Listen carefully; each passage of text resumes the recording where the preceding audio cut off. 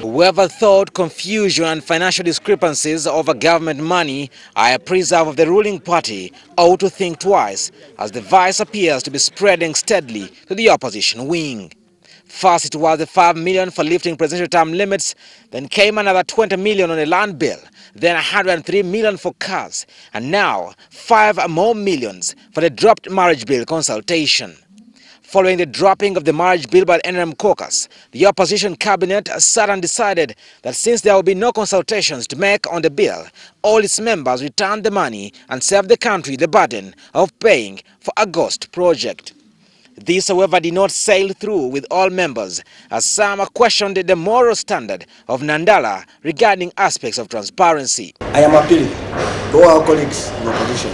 Just appeal that it's important to return this money, because the money, the purpose for which it is meant, is not right. People whom today are pretending to be the biggest individuals returning the 5 million, they are even suspects of bribes of over 1 billion shillings.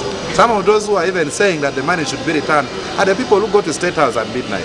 And even if NRM continues bringing money, 20 million, I will take that money, I will buy transformers for my constituency. Uganda's budget is single line. Why do you take back this money?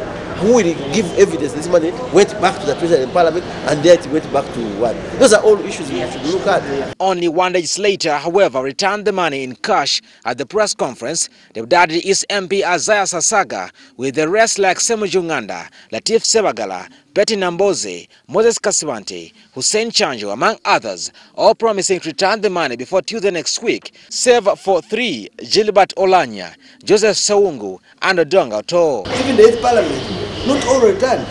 There is no mechanism to enforce it. And it is only your conscience. We're saying your conscience is the one which will guide you. I have decided to refund the 5 million shillings back to leader of opposition, who should take it back to the government, because as a member of parliament, I believe I am well facilitated. I have a car.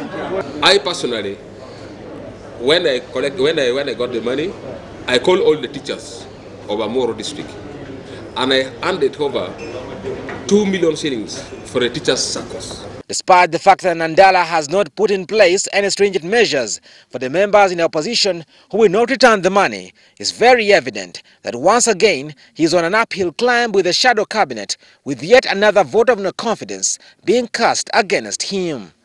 Mukiteli Moses, WS Television.